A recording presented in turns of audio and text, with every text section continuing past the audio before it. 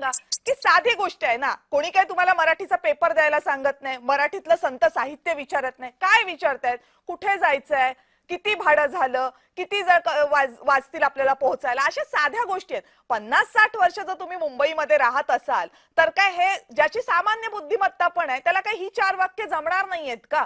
ते सहज जमणार आहेत. कुठल्याही राज्यात आपण गेलो, उद्या आपण साऊथ मध्ये जाऊन राहिलो तरी रोजची जुजबी वाक्य आपल्याला जमणार आहेत. माणूस आहे, भाषा अक्वायर करतो. मग ती करायची नाही आणि आमचं आता वय झालं, आता आम्ही कधी शिकणार, असा जो ॲरोगन्स आहे ना, त्या ॲरोगन्सला, त्या उद्दामपणाला, त्या हट्टीपणाला विरोध आहे. मॅडम तुम्ही मला विचारलंय? हो, तुम्हालाच सांगतेय. नाही, काय हट्टीपणा नाही मॅडम. मी बोलतो ज्यावेळी तुम्ही परवाना दिला त्यावेळी अशी अशी अट होती का? नव्हती. आता तुम्ही ती अट आणली आहे ना, मग त्यांना तेव्हाही शिकायला अट वेळ द्या. होतीच की, तेव्हाही अट होतीच, तेच मी तुम्हाला सांगते, अट आहेच.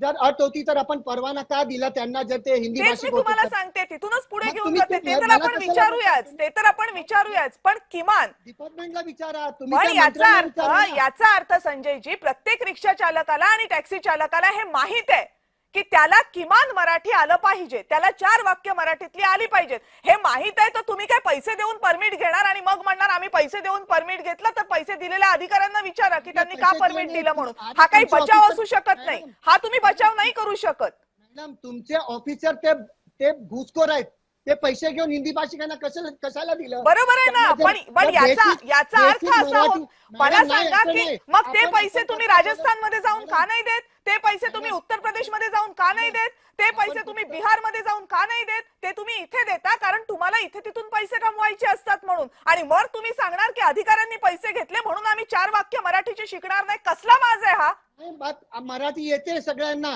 4 वाक्य बोलायला सगळ्यांना येते. तेवढंच तर मागतायत. नाही, तुम्ही बोलतात आता ते प्रताप सर नाईक म्हणणं काय, व्यवस्थित मराठी बोला, जसे आपण बोलतात तसे एक हिंदी भाषा